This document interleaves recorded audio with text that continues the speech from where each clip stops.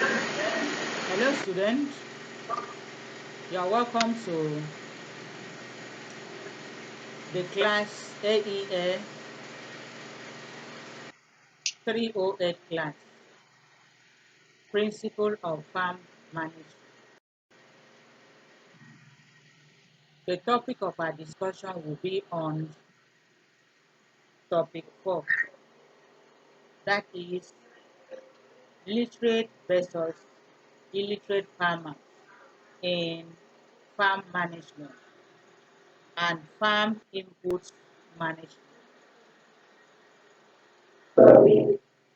Topic 3 was good, topic 4 will be better. Stay put and listen. I am Helen here, your course facilitator.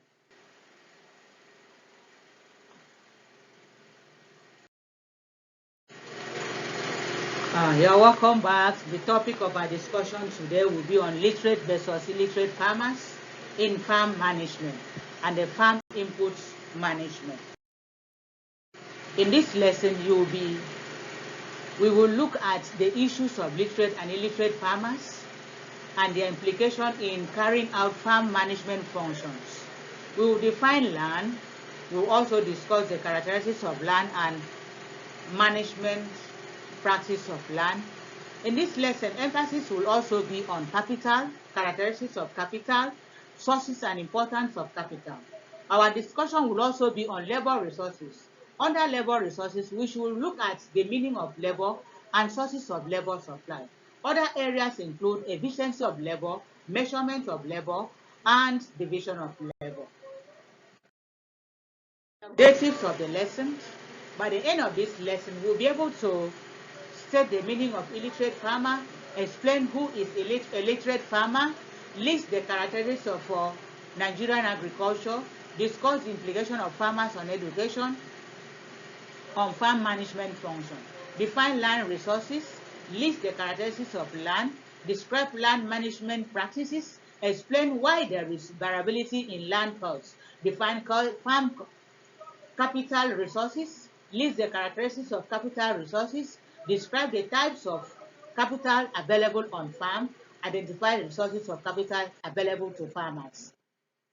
Explain the importance of capital in farm management, define labor resources, list the sources of labor supply, list the factors that affect efficiency of labor, explain how to measure efficiency of labor, describe division of labor, as well as listing down of advantages and disadvantages of labor, division of labor. The literate versus illiterate farmers in farm management. Illiteracy is the ability to read, literacy.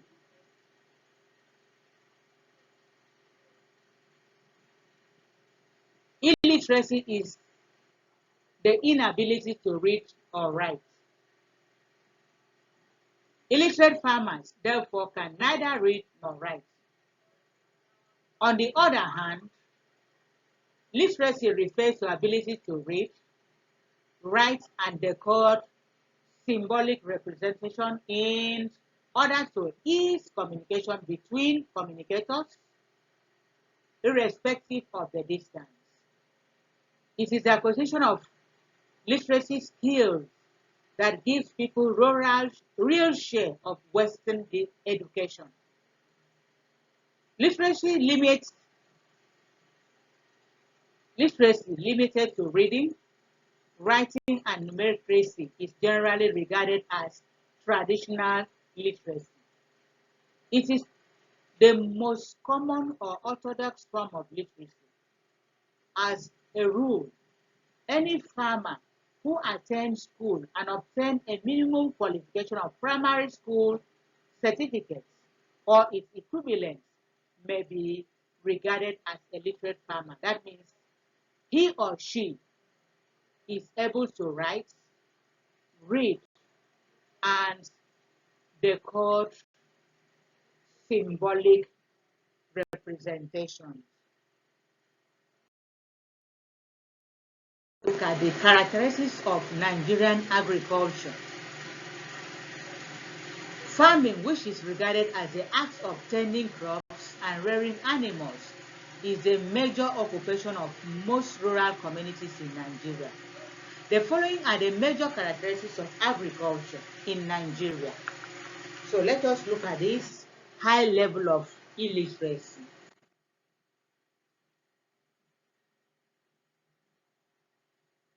High level of illiteracy.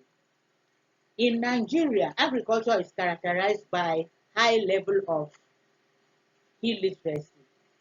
A greater proportion of Nigerian farmers can neither read nor write. That is, they have not been able to acquire the Western education. This high level of illiteracy poses a great problem in the area of extension service. Hence, this slows down the rate of development, as it has been established that there is positive relationship between the level of education of the populace and the rate of development.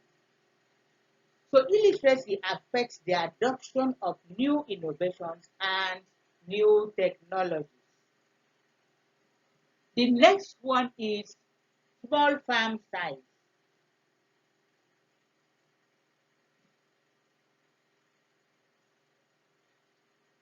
Nigerian agriculture is characterized of the farmland per farmer.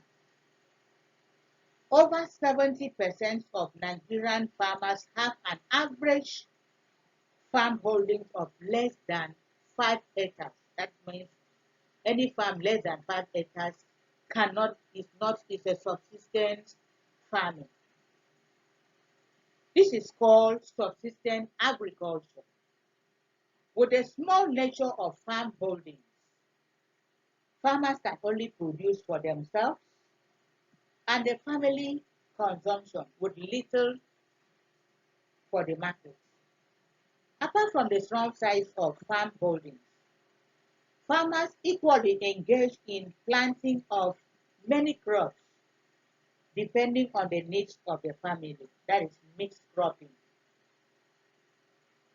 This small size impairs the mechanization of farmland. They cannot embark on commercial agriculture because what they need is just to cultivate what will be enough for them and their family and little to sell in the market to help them solve other problems.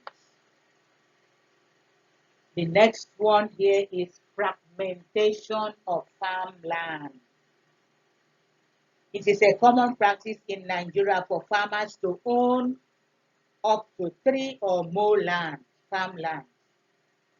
These farmlands are scattered all over different locations.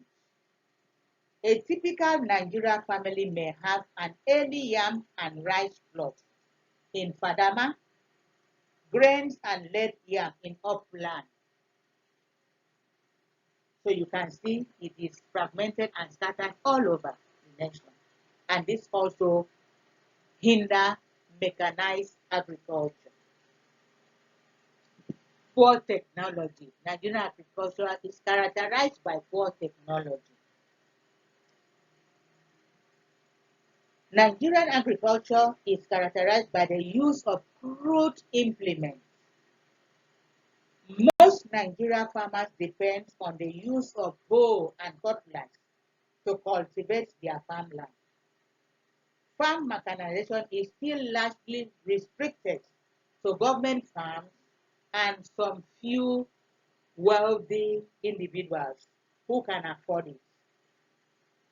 Modern farm inputs are still beyond the reach of poor farmers. This explains why most Nigerian farmers still practice subsistence farming or agriculture. Nigerian agriculture is also characterized by low level of investment. Having said this, majority of them cannot afford, that is why they cannot afford machineries. So, or they cannot embark on mechanized farming.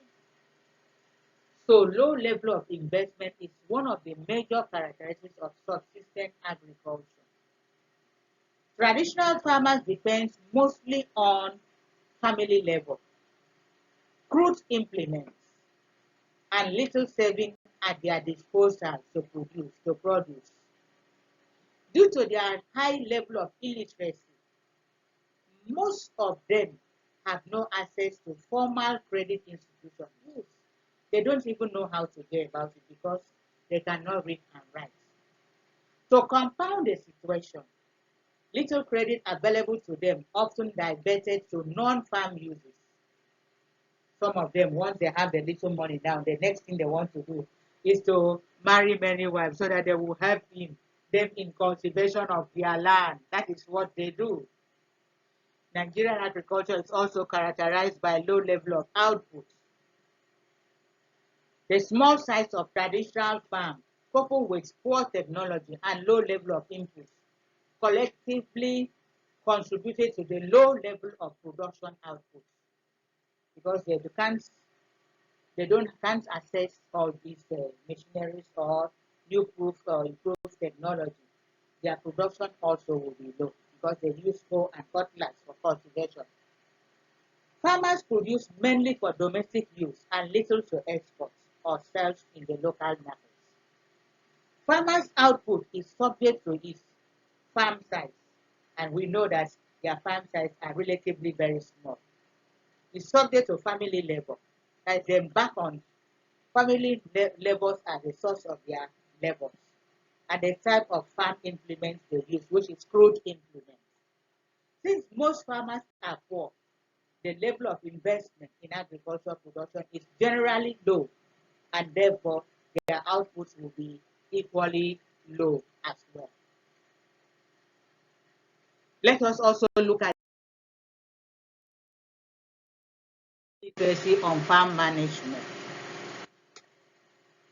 So we have already seen that subsistence agriculture is peculiar to illiterate farmers, while commercial agriculture is synonymous with literate farmers.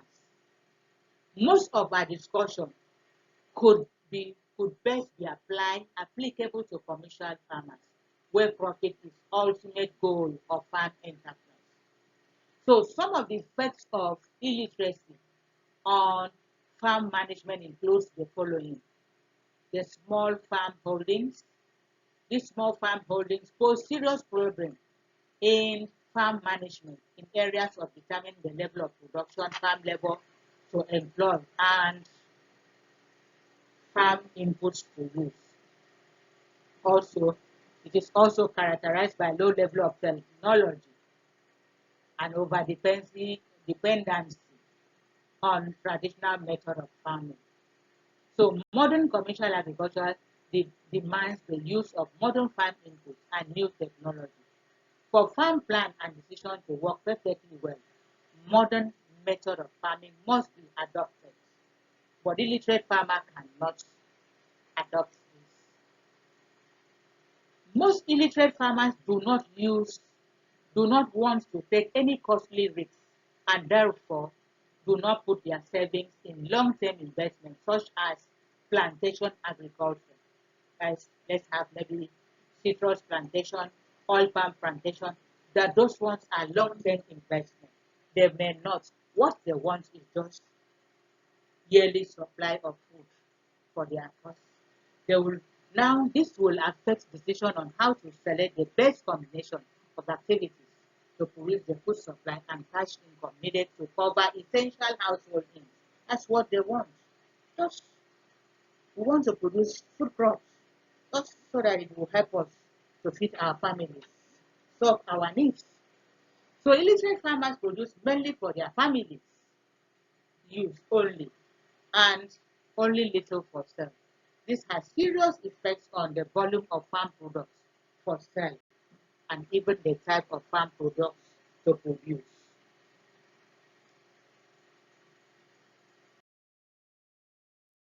Having a look at this, We are also going to look at the inputs, farm inputs management. We have this as an input. We have the land. The land is one of the farm inputs. Land is one of the farm inputs. Capital is also another input. Labor is another input. We are going to look at them one after the other. Let's consider the land first as farm inputs management. Land could be defined as farm resources given by its nature. Land resources include the following: soil, minerals, forests, fishing ground, and climates. All resources that exist naturally and contribute to the production of farm output are classified as land. From the point of view of agriculture, land is the most important factor of production. No agricultural production can take place without land. Looking at this, let us also consider the characteristics of land. Land is a gift of nature. When we say that land is a gift of nature, land exists naturally without effort of any human being. Since it is a gift of God, man did not spend any amount to bring it into existence. That is land. Nobody spends money on land. Land is relatively immovable. That means land cannot be moved from one place to another. That is why land is generally scarce in urban centers and less demand in rural areas. Because in rural areas are characterized by sparsely populated area. As such, there is surplus land there. The land is a fixed in supply. When we say that land is fixed in supply, that is, since land cannot be produced by man, land supply is therefore fixed. God has already created land from the beginning of the world. He has done that. So nobody has the right to create land again. So it is limited in supply. It is fixed in supply. It cannot be increased to meet the rising demand. It's not like industrial products that can be increased to meet the demand. It's not by like agricultural production too that we can also trying to increase to meet the demand of the growing population. Also, the reward for land is rent. That is, the cost of producing land is zero since it is a gift of nature. But however, the money paid for the use of any parcel of land is what we call rent. That is the reward. We cannot create land. Then money paid for it is known as rent.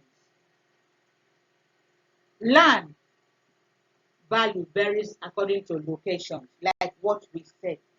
The denser the population of the area, the greater the demand for land, and hence the higher the value of land. Therefore, land in urban areas command a higher price than land in rural areas. Having looked at the character, also consider the land management practices. Two major steps usually taken to maintain the productivity of land. We look at the cultural practices. The cultural practices, this consists of construction of bridges or contours or planting of crops or trees on the ridges. That is the cultural practices of land. That is the physical measure. That is the physical measure. Sorry, the physical measure of land construction. Just to you manage land by construction of bridges. What are you doing this so that it will not wash away? When rain falls, it will not wash away the plant nutrients. Also contours, that's breakings that will not allow the water to just flow like that. Stoppage, and then planting of cover crops. Cover crops will prevent leaching or erosion from washing away the plant nutrients. or the soil surface or trees on these ridges as well. So the next land management is cultural measures. These measures include the avoidance of vulnerable areas like river banks, steep sloping, etc. Planting of cover crops and shade trees, crop rotation, application of fertilizer and compost manure will help in cultural control of land management or measures. Let us also consider the affecting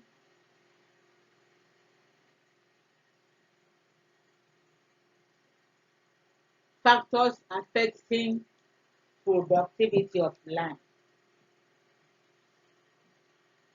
Factors affecting productivity of land.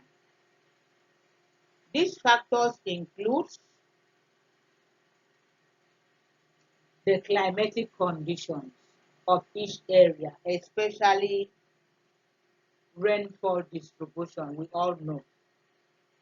Even droughts too affects the productivity of land. That is also the climatic factors, conditions. The nature of the fertility of land, that is the next one. The nature of the fertility of the soil. This explains why in some areas maize do well on some plots of land and prefer and perform poorly on the other. That is the nature of the soil. Also affects. Some soil are fertile, some are not fertile. But it can be reclaimed. Such unfertile land can be reclaimed by application of fertilizer or manure. Also, the topography of the land also matters. The topography of the land matters also. It's one of the factors that affects the productivity of the land.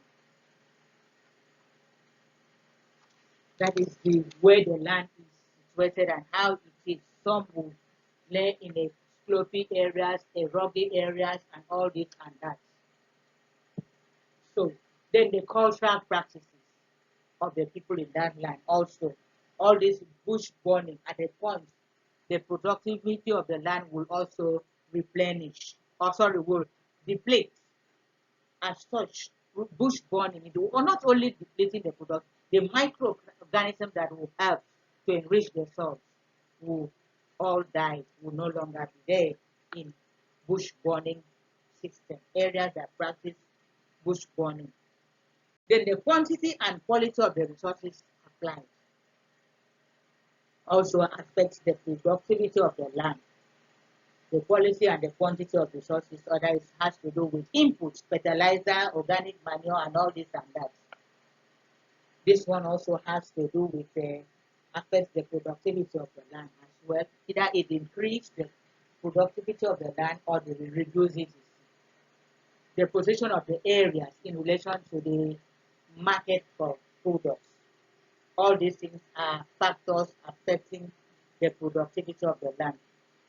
Where there is access road to the market, the farmers will produce more because knowing that they have already market outlets where they will dispose or sell their produce.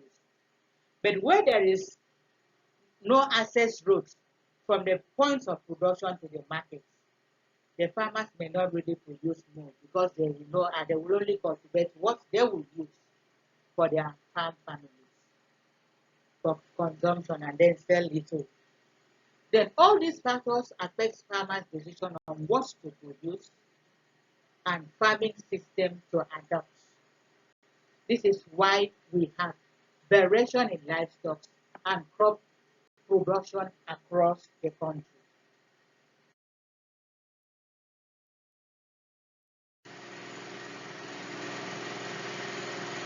Then we have government institution. Government institution Some state established agricultural credit corporations to assist farmers acquire farm capital for operation of their farms. National Directorate of Employment is another important government institution that puts in place to assist young men going into farming to acquire capital. There are also others such as poverty alleviation program by different state governments that are designed to assist farmers in acquiring loan. Right now, the the agreements, the NASAL also are also helping farmers to acquire loan. So let us also consider the capital is very important in agricultural production because of the following. Capital enables farmers increase production of goods and services. That is, without capital, no outputs can be produced by farmers. Capital enables farmers to hire additional labor to increase output as well. Also, capital also improve the standard of living of farmers. With capital, they can increase their productivity capacity as well as a result, they will earn high incomes. So the use of capital save farmers time and increase their output substantially. The job that will be taken that can be taken by 10 men about 1 month to accomplish can be done by tractor using just one lever. Capital improves upon efficiency of other factors of production. With capital, labor is able to work efficiently on land.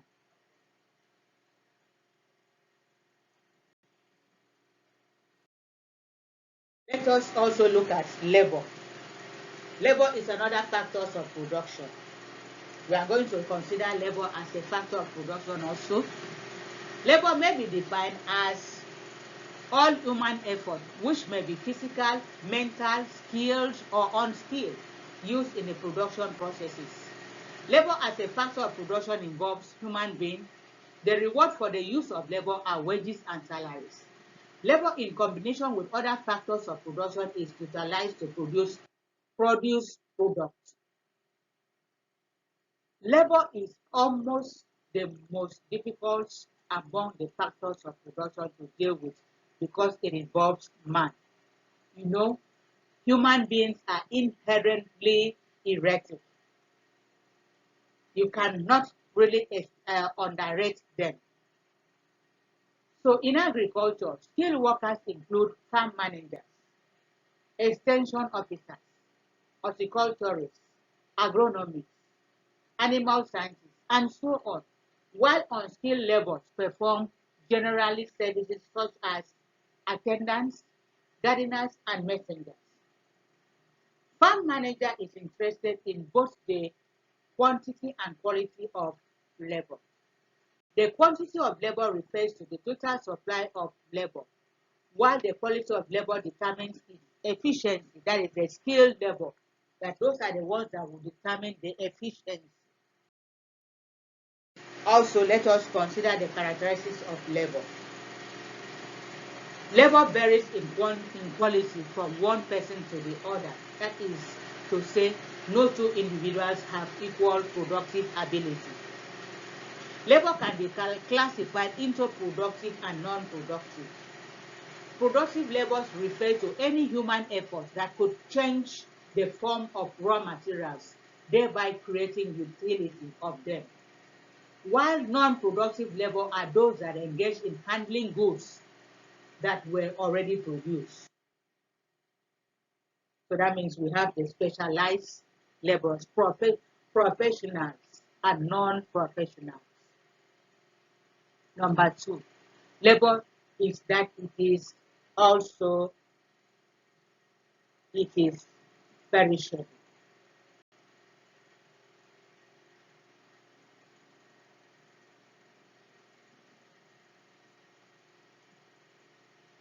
Labor is labor productivity varies. When we say labor is perishable, it can deteriorate as time goes on. The work that the men as they continue, that is, they deteriorate in age. As time goes on, the work they used to do before they may not be able to put me up to maybe 8 hours in a day because of age, increase in age.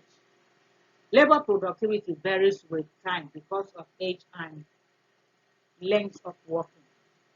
Labor is immobile. People move from one place to the other in search of job. Sorry, the labor is mobile. That is, they move from one place to the other, not immobile. Sorry for that. Labor is mobile. That is, they move from one place to the other in search of work. Labor has feelings, and its consent must be sought before it is used in production. Labor cannot be stored like capital. No, you can't cage labor in a cage. You can't put them and say remain here. No, they move from one place to the other in search of job. Unlike land, labor is not fixed. It's not fixed. It's dynamic. The quantity and quality of labor can be increased depending on the level of business operation.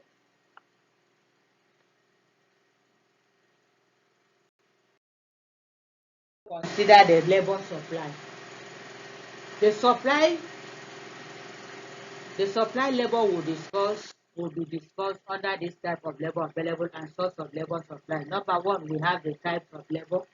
To consider the type of labor. The type of labor include the skilled, semi-skilled, and unskilled laborers. So the skilled laborers are the professionals. There are the professionals, that is the skilled laborers.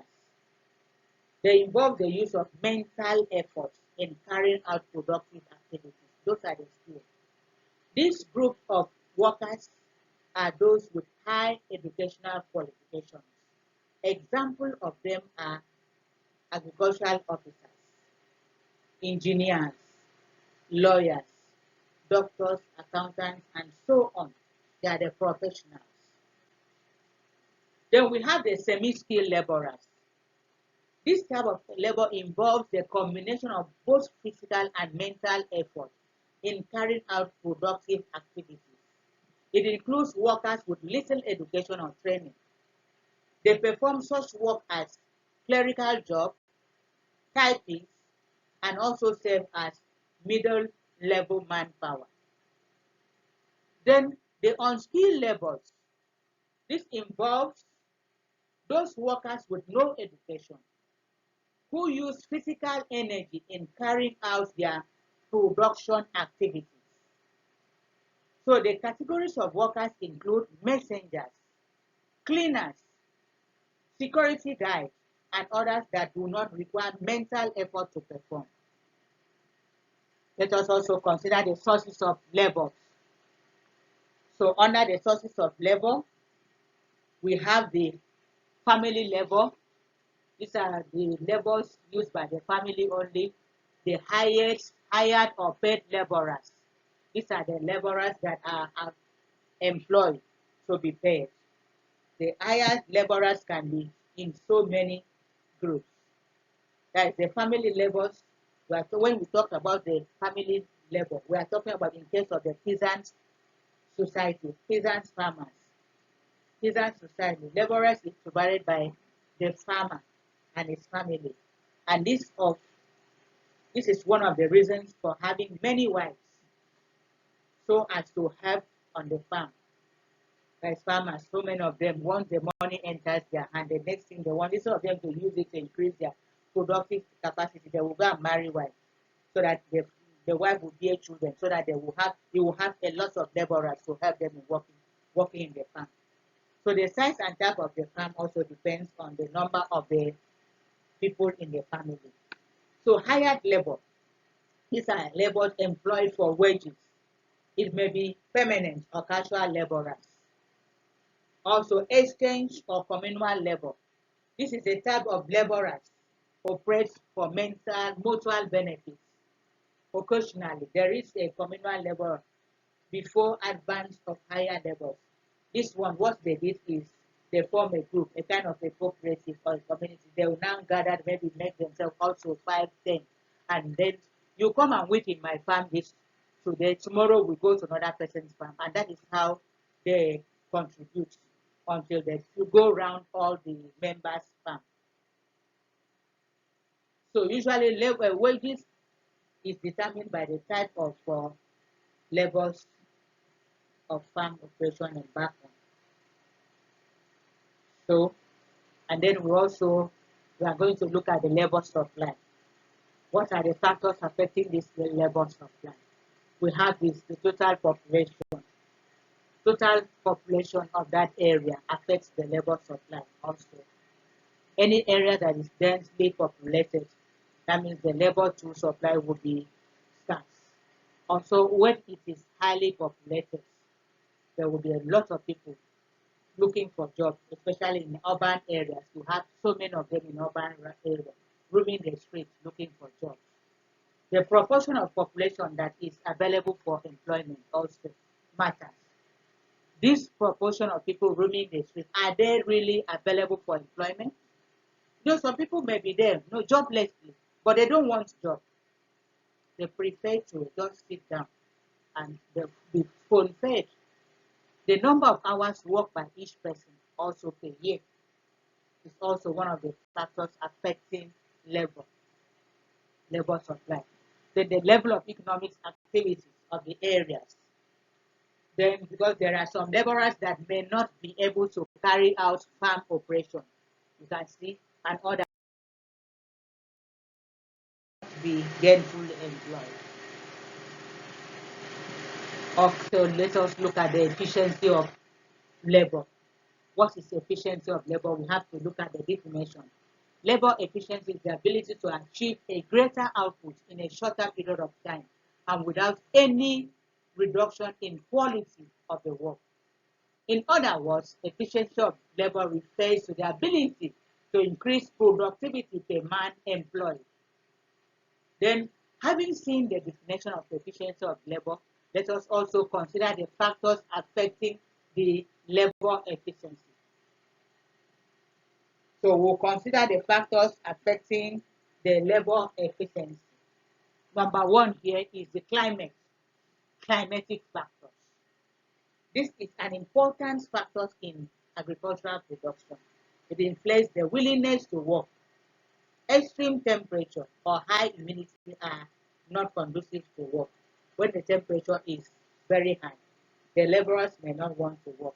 If it's excessively cool, it will not, and also nobody will want to work under rain. Most workers will not want to work under rain. Also, health of the worker.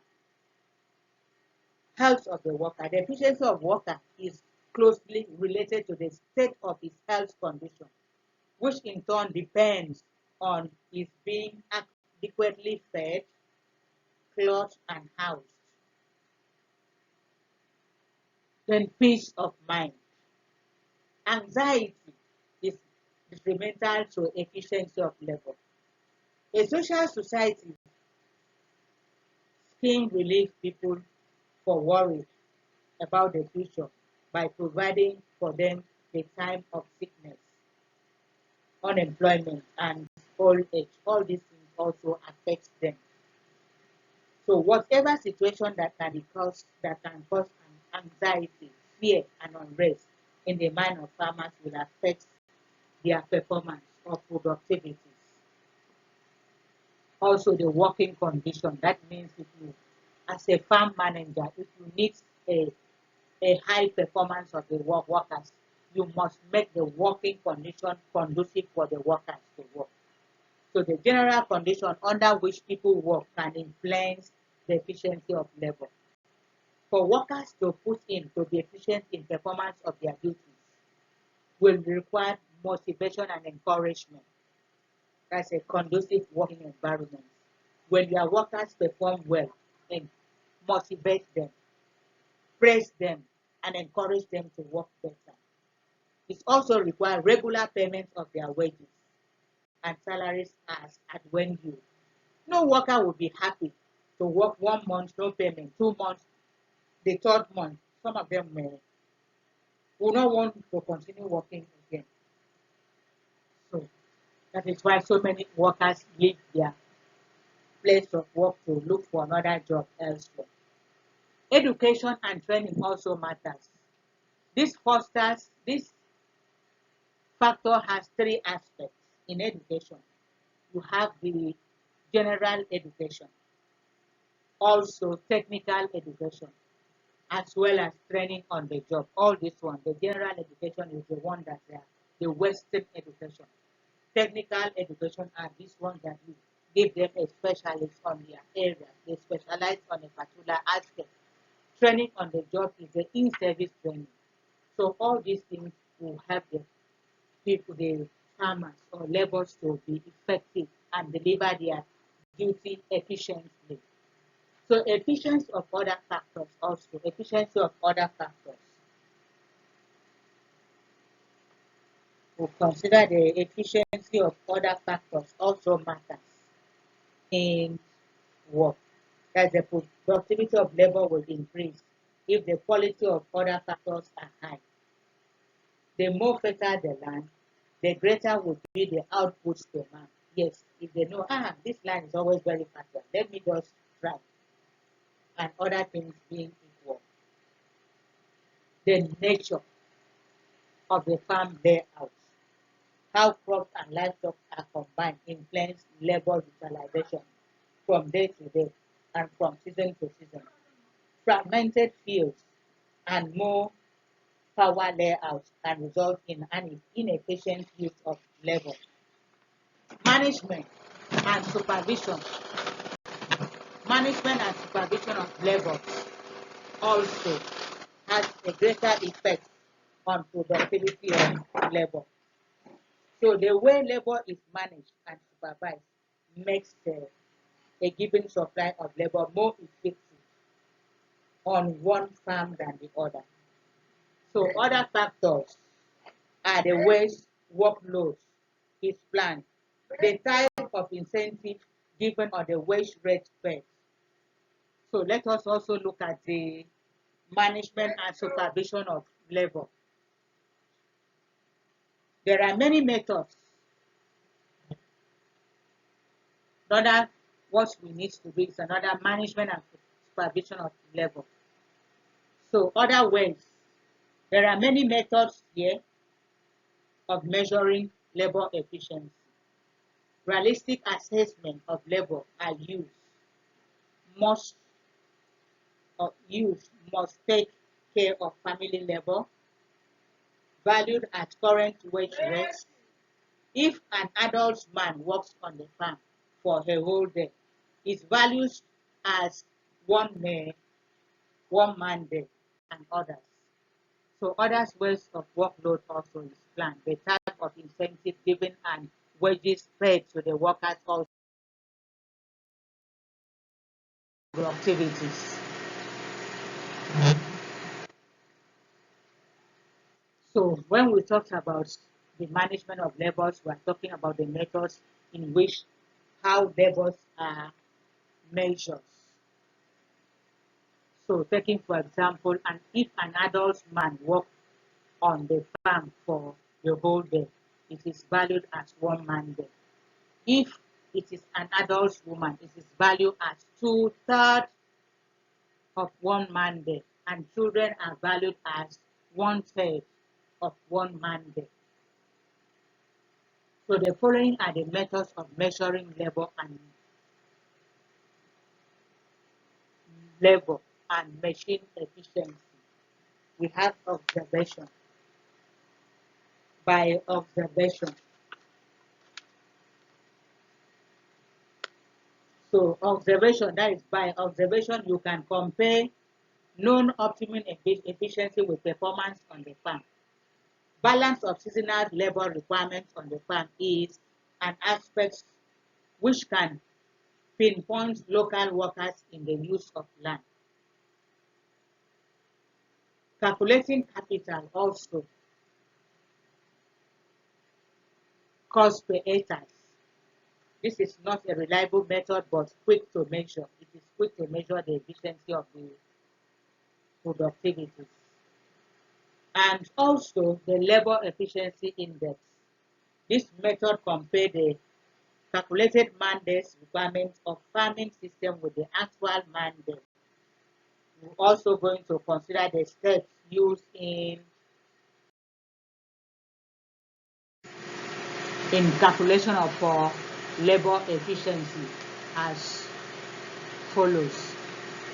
So step 1, estimate the normal labor requirements in man day using the standard table of man day requirements for each crop and livestock.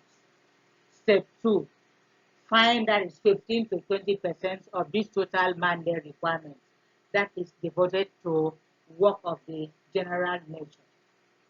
Step 3, subtract this 15% from the total man day requirements to obtain annual labor requirements in man day. Step 4, the annual labor obtained for the farm now value based on the current wages rates in the area and at the rate of working 8 hours per day. Step 5, the resulting force or figure is then compared with annual labor costs including as allowances for paid labor or paid family labor. You have to calculate. Then mathematically we can have this labor efficiency index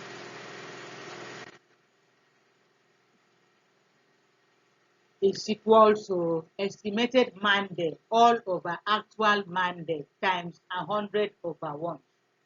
As a result of the over 100 indicates a better than average labor efficiency index.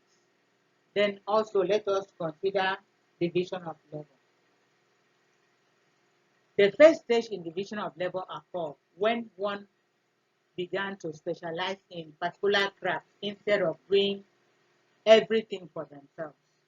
The term is, however, more particular applied to specialization of processes where production of commodity is divided into a number of separate processes, each of which is performed by different men. Traditionally, there is division of labor between domestic and farm activities.